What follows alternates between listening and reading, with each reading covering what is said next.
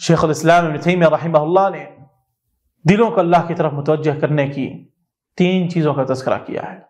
وہ فرماتے ہیں اعلم ان محرکات القلوب الى اللہ عز وجل 3 المحبة والخوف والرجاء واقواها المحبة۔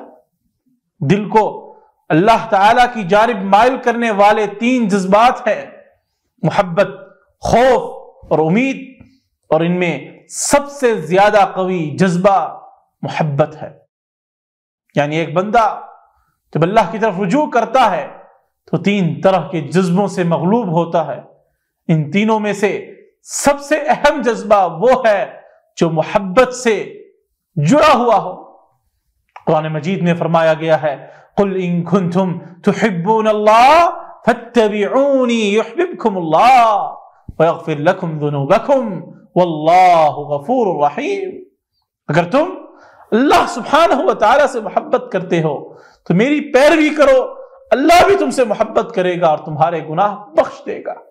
بے شک مالک الملک خوب معاف کرنے والا اور غفور و رحیم ہے۔ اسی طرح خوف اور امید کوئی برے جذبے نہیں ہے۔ خوف انسان کو برے اعمال سے بچاتا ہے۔ رسول اللہ صلی اللہ علیہ وسلم نے فرمایا من خاف ادلج ومن ادلج بلغ المنزل، جو دشمن کے وار سے ڈرا اور شروع رات ہی میں سفر میں نکل پڑا وہ منزل کو پہنچ جائے گا۔ اسی طرح امید بھی ایک زبردست جذبہ ہے، لیکن جب ایک بندہ اللہ تعالیٰ کی معرفت حاصل کرتا ہے اور دل سے یقین کر لیتا ہے کہ اللہ تعالیٰ کی ذات اتنی زبردست خوبیوں کی مالک ہے کہ اس سے بے اختیار محبت کی جائے، اور اسی محبت میں وہ اللہ کے سامنے ماتھا ٹیک دیتا ہے، تو اس جذبے کے بارے میں کیا کہنا، اس جذبے کا کوئی جواب نہیں ہے۔ مالک الملک سے دعا ہے کہ اللہ سبحانہ و تعالی ہمیں ان جذبات کے ذریعے اپنی قربت عطا فرمائے۔